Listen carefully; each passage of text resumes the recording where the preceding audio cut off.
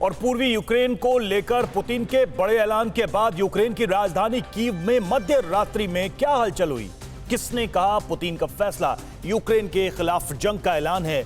European union ने Putin के फैसले पर क्या कहा? किन देशों ने पुतिन के फैसले का समर्थन किया?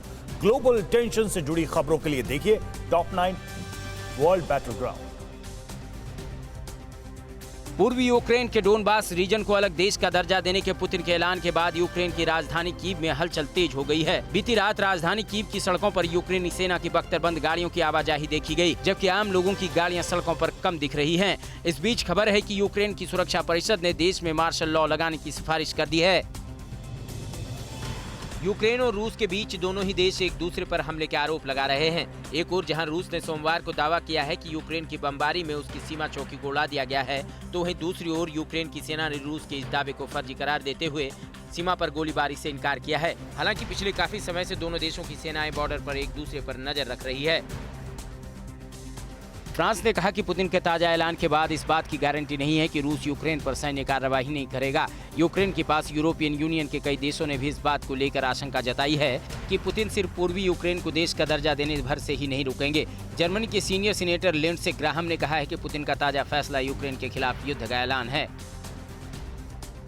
यूक्रेन पर रूस के हमले की सूरत में अमेरिका ने यूक्रेन को राहत पैकेज देने का ऐलान किया है। हालांकि अमेरिका ने अलगाववादियों के क्षेत्र को इस राहत पैकेज से दूर रखने का फैसला किया है। अमेरिका का मानना है कि अलगाववादियों की वजह से ही पुतिन ने ये फैसला लिया है। एक हफ्ते पहले ही अमेरिका ने यूक्रेन को $1 बिलियन का लोन देने की गारंटी का ऐलान किया था। इस साल अमेरिका यूक्रेन को $320 मिलियन की मदद देने का वादा किया है।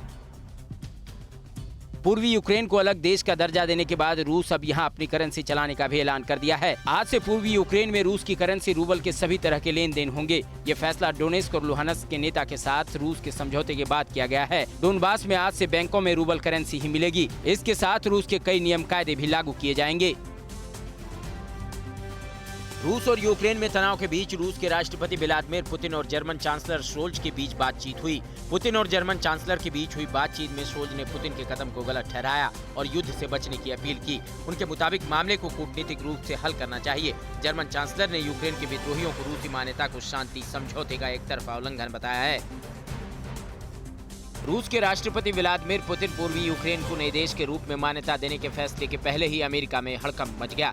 बाइडेन ने आनन फानन में राष्ट्रीय सुरक्षा टीम के साथ बैठक की, जिसमें अमेरिकी राष्ट्रपति, उपराष्ट्रपति, रक्षा मंत्री, विदेश मंत्री, NSA सहित व्हाइट हाउस में बाइडेन की नेशनल सिक्योरिटी टीम मौजूद रही। सभी से बाइडेन ने यूक्रेन के ताजा हालात पर चर्चा की।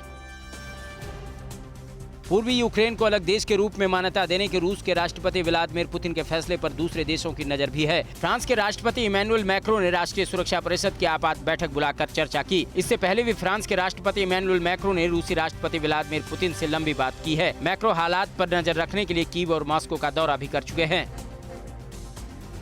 वेनेजुएला, क्यूबा और निकारागुआ ने रूसी मान्यता के बाद लुहानस्क पीपल्स रिपब्लिक और डोनेस्क पीपल रिपब्लिक को मान्यता देने का फैसला किया है।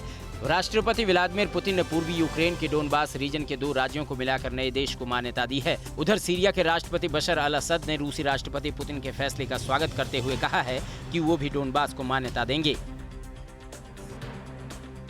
अड़ी सोमवार से शुक्रवार शाम 6 बजे सिर्फ TV9 भारतवर्ष पर।